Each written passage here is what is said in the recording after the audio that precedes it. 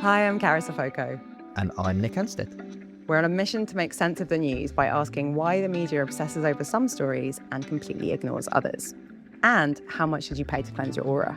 This is Over the Top, Under the Radar.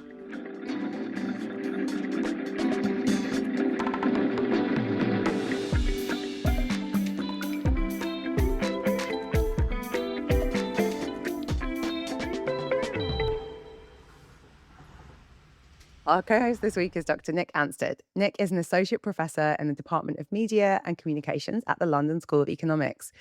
Nick, you are an expert in political communication. So how did you end up doing this? Probably like quite a lot of academics, slightly by accident and various incidences of circumstance over the years, because I started out as a political scientist, but then I got very interested in looking at the internet and how that was changing politics and political communications, and particularly elections.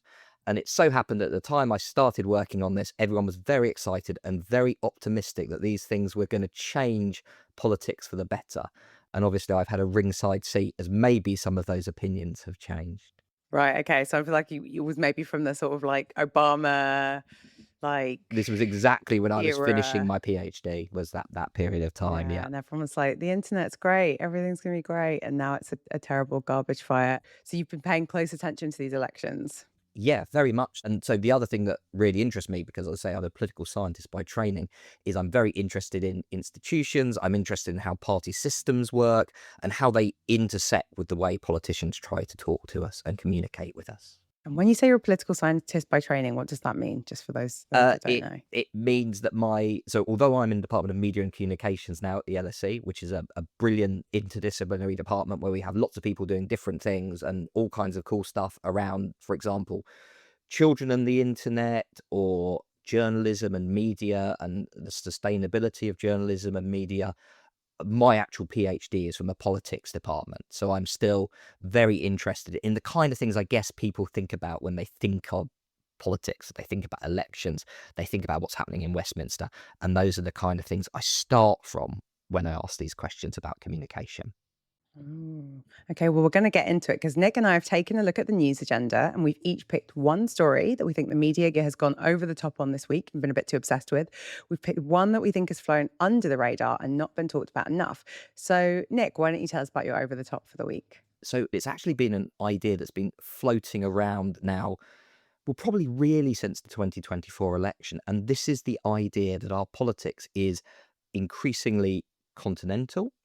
It's increasingly based particularly on this idea of blocks. So we have a left bloc, tends to be, people assume it's made up of Labour, the Liberal Democrats and the Greens, and we have a right bloc made up of the Conservatives and Reform. So one way in which people interpreted the local election result was simply to tot up these two blocks, right? So you can come up with a number, and some of these Right. numbers are slightly speculative because we don't really model local election results. They're not quite the same thing as a national election result because not everyone votes and there's other things going on under the surface. But you can kind of do some statistics and you can come up with a number, and then you can take a step further and you can add these blocks up and you end up with a number that shows that the right bloc are not that far ahead of the left bloc, and actually the country's pretty evenly split. So, what's wrong with that idea? Well, this is what I was going to say, right? I think there's a problem with that analysis because what it's doing is it's projecting a lot into the way in which voters may or may not think about politics. So we're making a set of assumptions. One of the assumptions I think we're making is that those groups of parties are ideological families and that they will sit well and comfortably together. The other thing I think we're probably assuming by implication is that there's a natural movement towards tactical voting within those blocks. So we would assume, for example, if you instinctively lean Green, Labour or Lib Dem, you might lend your vote to whichever of those parties is most likely to win in your constituency. And the same with Reform and the Conservatives. But actually, what we know is it's much more complicated than that. So the idea with block voting, which you're right, it kind of does seem familiar, and I can think of the sort of bar charts and pollsters and things that, posting and tweeting. So the idea is it's like everyone can just be added up into left or right wing. And broadly speaking, a Tory voter and a Reform voter are in the same camp, and Greens and Labour and Lib Dems are in the same camp. Although that already presents a problem, right? Because the Lib Dems are a bit more of a like funny fish. I don't know that you could say that they're always left or always right. Historically, they've been lumped on the centre left of British politics, but actually, obviously, famously in 2010, they go into coalition with the Conservatives, and you can have the conversation about whether the numbers made that inevitable. But actually, if you go back further in history, it's the Liberals who go into coalition with the Tories. Even going back as far as Lloyd George, it's the Liberals who, or the Lloyd George Liberals, who keep the Tories in office or end up working with the Tories. So it's a bit more complicated than that. And also the other thing is the party, they're quite a broad church, and they obviously encompass the social democratic tradition, but also the liberal tradition, which is in most European countries on the right of politics, not on the left or the centre. I think the other thing as well is, let's look at what voters are doing individually there. And it doesn't seem to me it's inconceivable that there are some voters, for example, who are moving straight from Labour to Reform. In fact, we know that's happening in some cases.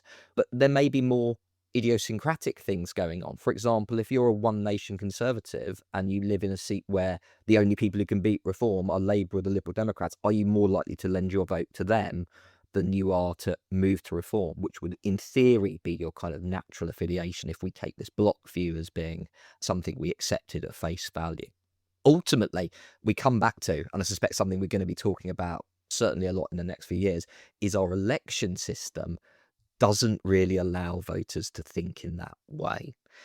You ultimately have to make a decision about who you're going to support. And very often that's about voting in such a way that prevents the person who you don't want to win from winning. And just to throw in one other final reason why this idea is incredibly complicated and is going to get really messy in the next few years, it also relies on voters having access to very good information. In other words, let's assume that everyone does exist in these blocks and they want to maximize their voting power within those blocks. And you say, okay, therefore my first preference might be Party B, but Party A is in a better position to beat Party C. But that requires you to actually know that is the case.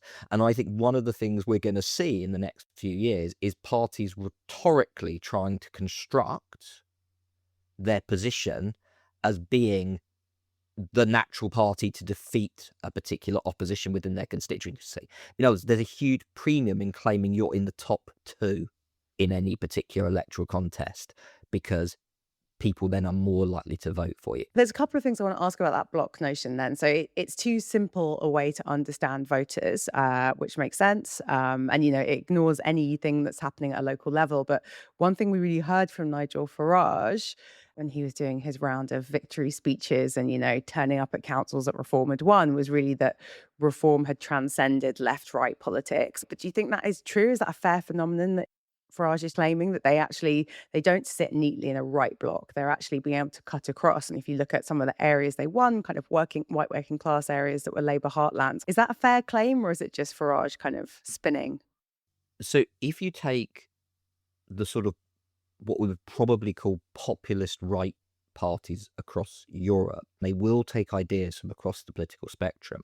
And there's something particularly awkward for a party like Reform, which is, I think instinctively, a lot of its leadership is on the sort of Thatcherite right of politics. But a lot of its voters are, for example, older people who rely on things like pensions and the NHS and state provision. And this is a recurring pattern with populist parties of the right. A lot of their supporters actually do use exactly the sort of state provision that maybe instinctively a right-wing politics of recent decades would have been against. There's another thing I think just to say sort of rhetorically about those parties as well, and this kind of is challenging for the idea of bloc politics, and it also applies to the Greens as well, which is if those parties self-identify as being populist, in other words, their particular vehicle is claiming to speak on behalf of the people through a particular charismatic leader, then that's a sort of an anathema to collaboration with other parties. I guess the other thing I wonder about, and we sort of touched on it, is also that in this era where there are a lot of people who are motivated to stop reform, and there are a lot of people who are motivated because they want to get reform, it does feel like, as you say, tactical voting takes on this different component. And I mean, I think we saw it in the Gorton and Denton by-election, and I'm sure we saw it across the country in the locals, this idea of vote for us and keep reform out. Like, I think we can say Plaid Cymru probably benefited from it. The Greens benefited in Gorton and Denton because they were able to say the Labour vote is collapsing, it's non-existent. I think they also had a positive message. But I guess in this new landscape where parties that previously might have been a protest vote, like the Greens or Reform, can win, then does it all come down to, and I think anyone who's listening from the UK or has ever lived in the UK will know, around election time, get that leaflet through your post box, or, posted up that has a vote for this party. And they always have a bar chart. The Lib Dems, I think, are like the most famous because their bar charts are often a bit sketchy. But there's always a bar chart saying, it's between us and one other party. So, like, it's the Lib Dems being like, the Tories can't win here. Labour being like, the Greens can't win here. It's us or Reform. Well, the battle for that narrative, like the battle of the bar charts, become more important. And also in a world where everything's volatile, can we even say who, if it's a two-horse race? Like, are there any two-horse races anymore? I'm in danger of misquoting. I think it was Ed Davey who said it. Someone very perceptively said, I think, that what we might end up with is still a two-party system. It will just be 650 different ones in different constituencies across the country. I think rhetorically, parties will try and construct that. And I think one of my sort of predictions about the next election is you'll find that this is going to be a data Wild West. So, yeah, the joke about the Lib Dems that they do these dodgy bar charts, but because the point being that people thought they were wasting a vote unless they could convince them otherwise. But in a world where you have, say, one party will put the previous general election result on, another party will put something extrapolated from the local elections, another party can use national opinion polls, and that's before you even get to the MRP polling. So MRP is where you model a constituency using a large sample, but then you overlay that with the sociological data from constituency. And the problem with that is, though, that the margins for error tend to be absolutely astronomical. But we know in the last election that didn't stop parties using them on their leaflets. My over the top for the week is Zack Polanski's council tax. So for those who have been gripped by, local election results and Labour psychodrama, I'll give a quick overview. Zack Polanski, leader of the Green Party, was recently subject to an investigation by the Times newspaper that claimed the houseboat he lived on with his boyfriend was not registered for council tax. So this story sort of played out over a few days. Initially, the Greens denied that he owed any council tax. Then they admitted that he actually might owe some council tax and would pay it. Since the story's broken, because Zack is a London Assembly member, he's part of the devolved government in London, he's been reported to the standards authorities in that capacity for not paying his council tax. And so there's been quite a lot of back and forth. At a macro level, it's just another story about a politician not having their tax affairs in order. But I actually think there's a few things the media are kind of over focusing on that aren't really the meat of why this story is interesting. So loads of the back and forth over the last few days and the media storm centered on whether Zack was living on this houseboat full time. Because when the Times first came to the Green Party, they said he doesn't live on the boat full time, therefore he doesn't owe any council tax. The Times then went to all of Zack's neighbours. They found a local laundrette that said Zack Polanski's doing his laundry here every week. And so pushed back, and then it became, well, Zack is living on the boat full time and the boat isn't registered for council tax. So, I mean, we've heard a lot about where Zack lives permanently. And that might be relevant for have we caught him out on council tax? But I think there's actually a bigger story that's a bit more interesting. I don't know if you live on dry land or on a houseboat, Nick, but there's a sort of fairly large boating community living on London's canals largely, and in other parts of the UK. And there's this sort of weird setup around tax because technically a lot of these boats shouldn't be moored permanently. So technically you should be moving around every couple of weeks. So that means you're not eligible for paying council tax anywhere.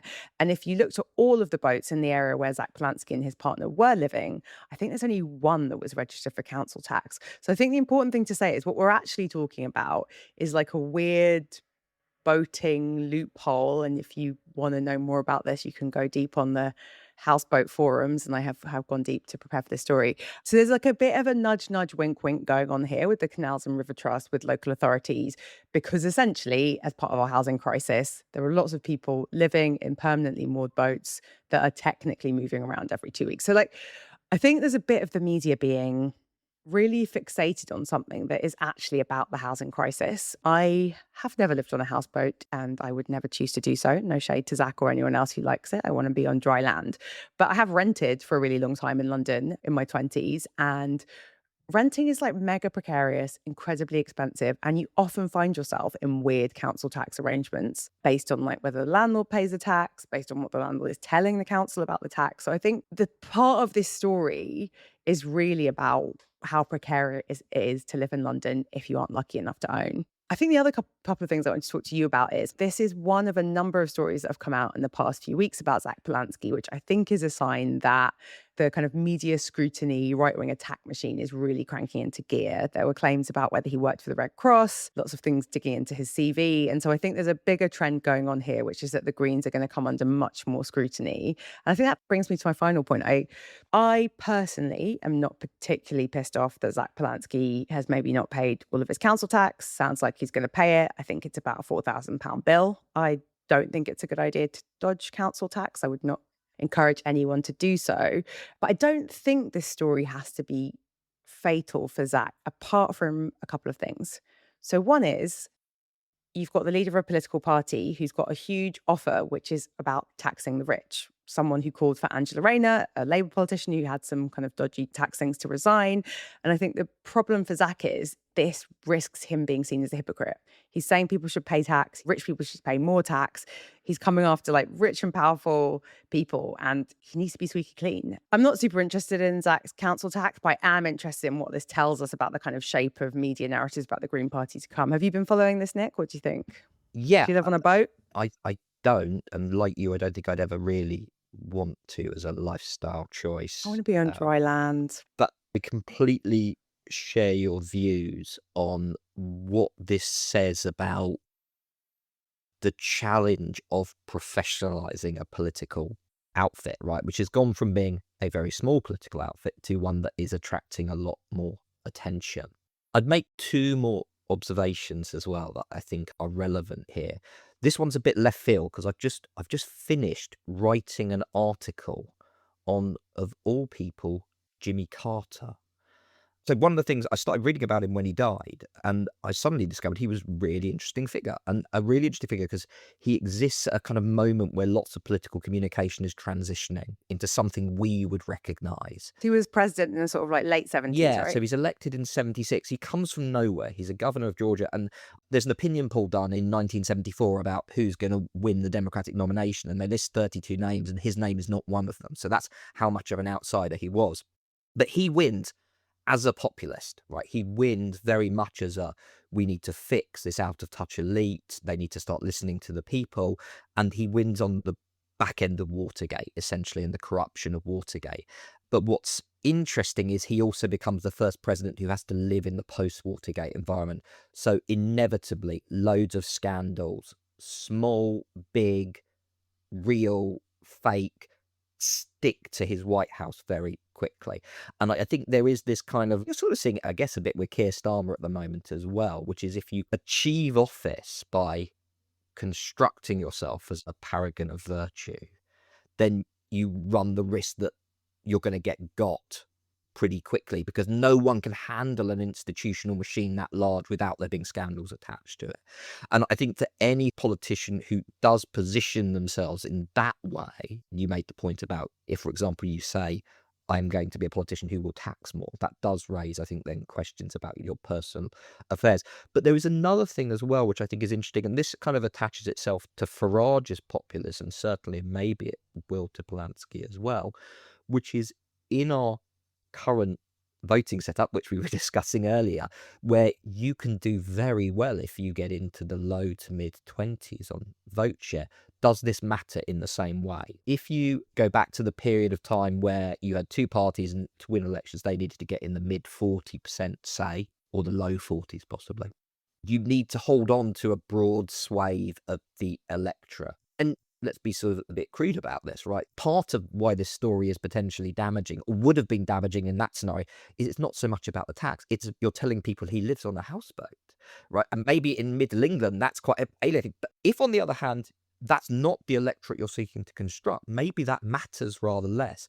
And so it doesn't matter Yeah. so much to that 15-20% of the electorate you're seeking to court. Huge thank you to Andrea and Theon, who became paying Patreon supporters this week. Right now, global media is almost entirely controlled by the ultra rich. You and I both know we're all better off without a small group of billionaires shaping news coverage and influencing public opinion. But that is the reality of what's happening, and it's getting worse. This is where we need your help. By supporting the show, you'll be able to fund independent left-wing media not beholden to the whims of shareholders or rich people. This podcast only exists because 350 people choose to pay for it each month. Right now, we can only cover our basic production costs. We need more supporters so the podcast can continue to exist and grow. Imagine what we could do if another 100 people joined. Not only will your support help us to grow the show, you'll also get access to lots of exclusive content too. If you're enjoying my conversation with Nick, we're making an exclusive bonus episode for Patreon supporters, which will go out on Monday after the show is released.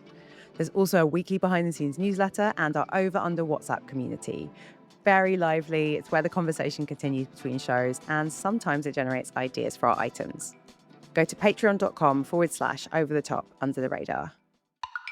Tell me about your under the radar. What do you think we haven't been talking about enough? So I'm going to be slightly hypocritical here because I'm gonna make one point and I'm gonna contradict myself. So one thing that I think is generally problematic with how we understand local elections in the United Kingdom is that we tend to see them as just really large opinion polls for national government. And everyone's complicit in this, right? Because we know that, for example, lots of the voters vote in that way. I think it's reasonable to say, that Reform's main campaign was a poster saying "Get Starmer out." So I feel like it's completely And untrue, one of the right? things that's really interesting about this particular set of elections is that there weren't that many councils which diverged from the national result. There was very little which didn't really go with the story, the sort of helicopter national version.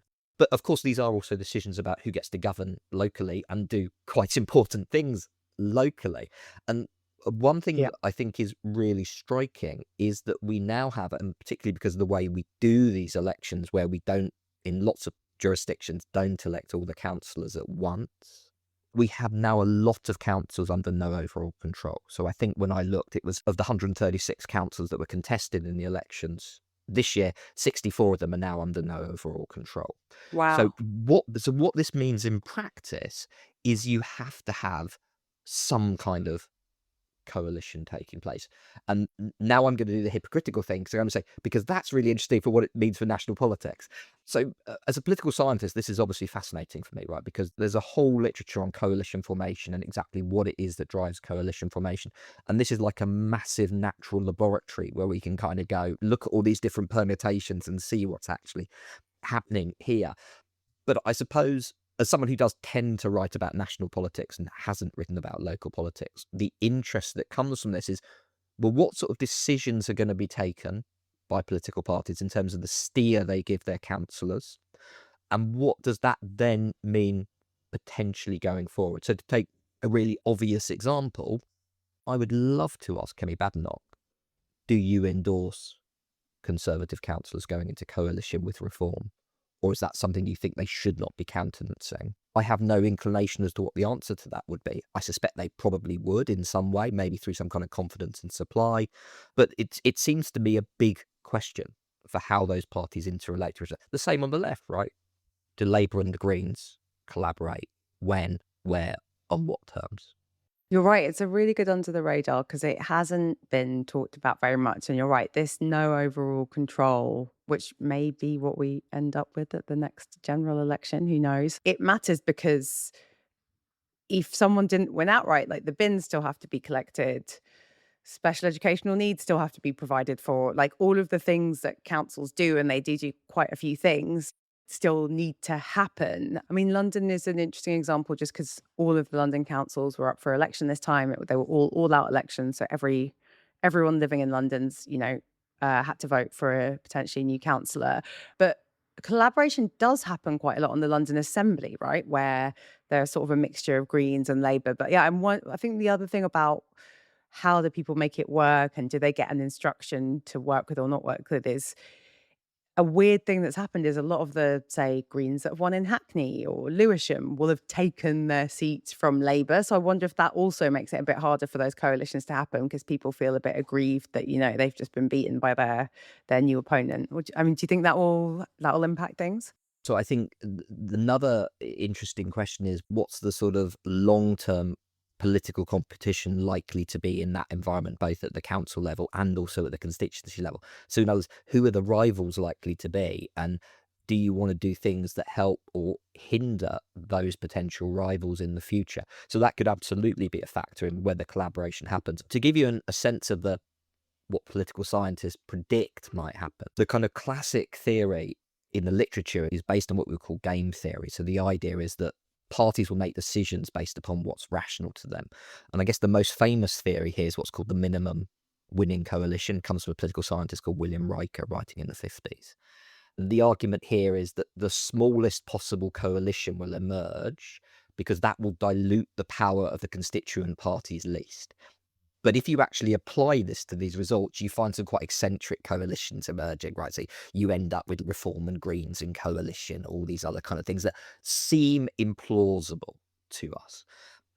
So probably, and maybe this is where the bloc politics might kick in a bit more, is you might therefore have these sort of ideological coalitions seeming to be more likely. The other thing, just to make this a little bit more complicated, is if you look through the results, and I've spent a little while playing with some of the spreadsheets, there are a lot of independents out there. Some councils, you only need one or two independents, and that gives you your majority. There are some interesting scenarios where actually it's the independents who actually potentially get parties over the line.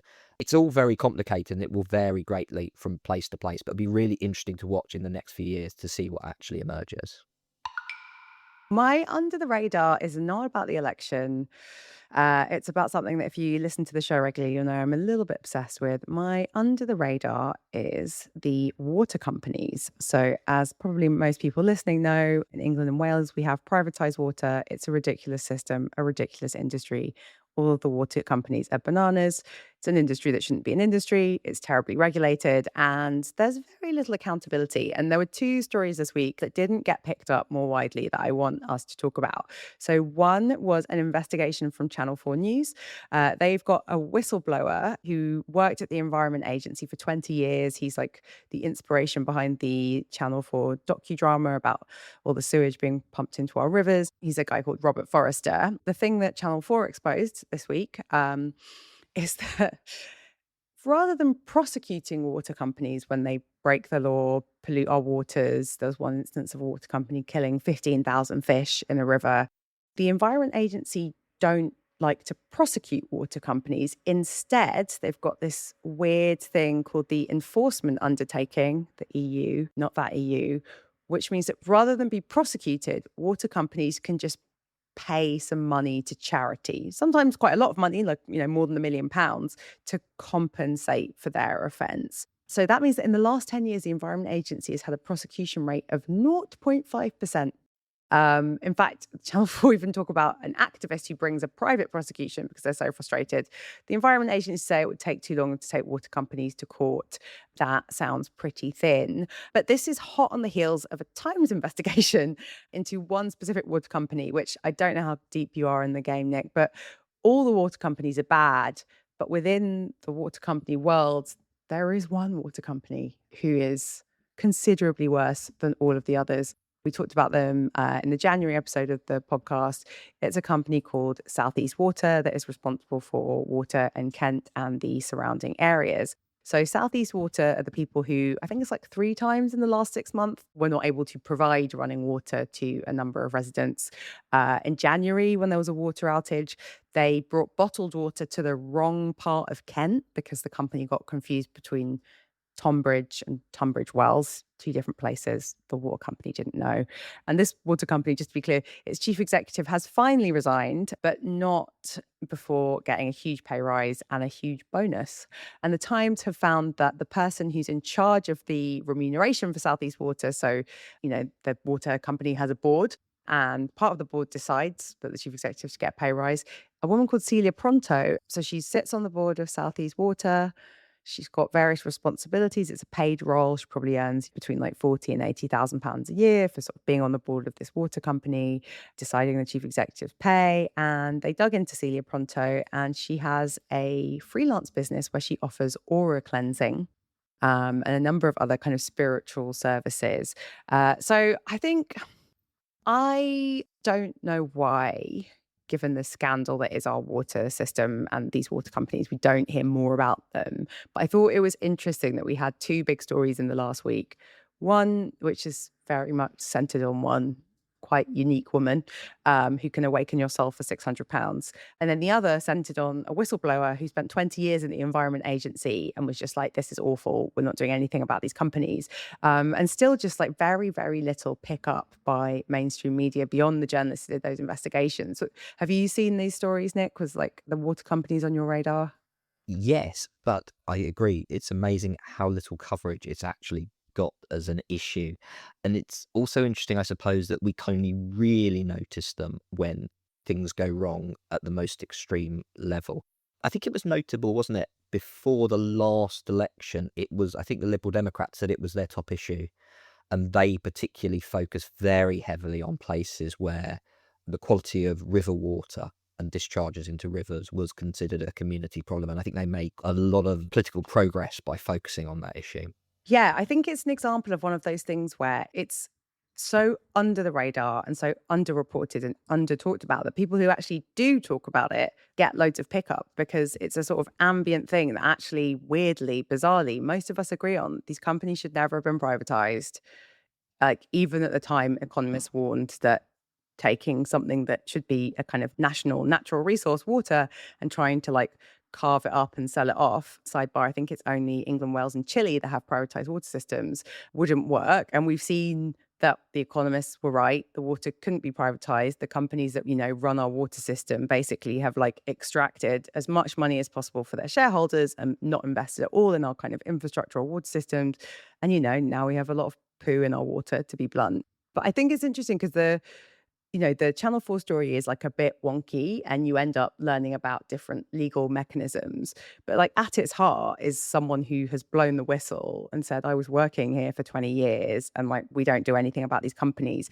But I'm kind of surprised no one picked up on Celia because I mean, I don't want to just go after her. And she, in many ways, is kind of career goals because she's got a real portfolio career. She's a non-exec. She's doing all of this like leadership stuff. She's written a book. I believe it's self-published. She's a quirky character, shall we say. But I think it is really like quite interesting, just like how little scrutiny and accountability there is of this sector, that someone like Celia is put on the board of a water company, is put in charge of the remuneration of a water company. I'm not going to say anything about Reiki or crystal healing, but it does feel like a strange combination of experiences to have, as well as setting like a chief executive's pay. But as Celia's solicitors said when the Times contacted them, she was okayed not just by the water company, but by the water regulator, Ofwat. They took a look at her CV and were like, yeah, you should run the remuneration, you should be on the board. So I think it's like, given how important water is, given how annoyed so many of us are that our water bills go up and our water isn't clean or safe often, I think, yeah, there is just a bigger question about why journalists aren't paying more attention to just like the absolute scandal. Like, probably most newspapers don't have a water reporter. Maybe they've got an environment reporter. Maybe they've got an investigator. Whereas, every major newspaper probably has 3 or 4 journalists who like are in the lobby in Westminster or who are covering politics. Like some of it is a little bit about how media is designed, but I maintain there is a story to be told. So yeah, that's my under radar. I'm going to keep talking about the water companies until someone says that we should renationalize them, which is just the only sensible thing to happen. Thank you so much, Nick, for coming on the show. Where can people find you and your work? Probably the easiest place to find me is on Blue Sky, and there you can find a link to all the stuff that I've published and all the stuff that I write about. Brilliant. We'll link to it in the show notes. And if you want to hear more of Nick and I's conversation, then you need to support us on Patreon. Go over to patreon.com/over the top under the radar to hear the rest of our conversation.